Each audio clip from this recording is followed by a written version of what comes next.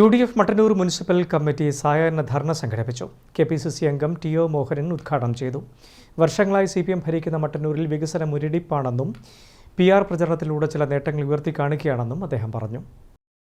മട്ടന്നൂരിൽ അടിസ്ഥാന സൗകര്യ വികസനം നടത്താത്തതിനെതിരെയും പ്രാദേശിക റോഡുകളുടെ ശോച്യാവസ്ഥക്കെതിരെയും ചെക്യാട്ടുവയൽ മാലിന്യ പ്രശ്നം പരിഹരിക്കാത്തതിനെതിരെയുമാണ് UDF ധർണ നടത്തിയത്. മട്ടന്നൂർ മുനിസിപ്പൽ കമ്മിറ്റിയുടെ നേതൃത്വത്തിൽ ബസ് സ്റ്റാൻഡ് പരിസരത്ത് നടത്തിയ സായാഹ്ന ധർണ KPCC അംഗം TO മോഹനൻ ഉദ്ഘാടനം ചെയ്തു.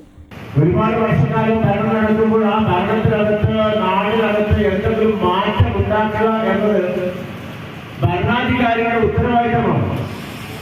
മട്ടന്നൂരില്ലാത്തത് എന്താണ്? മുനിസിപ്പാലിറ്റിയുടെ ഭരണം ഇവിടെ CPMന്റെ കൈവശത്തുണ്ട്, ഭദ്രമാണ്. മട്ടന്നൂരിലെ ജനപ്രതിനിധി MLA വർഷങ്ങളായിട്ട് CPM ആണ്. 5 വർഷക്കാലം മന്ത്രിയുണ്ടായി. കേരളത്തിന്റെ മുഖ്യമന്ത്രി കണ്ണൂരുകാരനാണ്. 10 വർഷമായിട്ട് ഈ കേരളം ഭരിക്കുന്നത് ഇടതുപക്ഷമാണ്.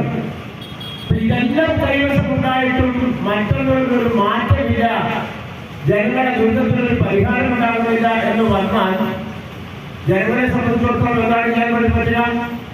UDF municipal committee chairman K. Manish അധ്യക്ഷത വഹിച്ചു. UDF നിയോജകമണ്ഡലം കൺവീനർ EP ഷംസുദ്ദീൻ മുഖ്യപ്രഭാഷണം നടത്തി. നേതാക്കളായ TV Raveendran, Suresh മാവില, AK Kunhikannan, P.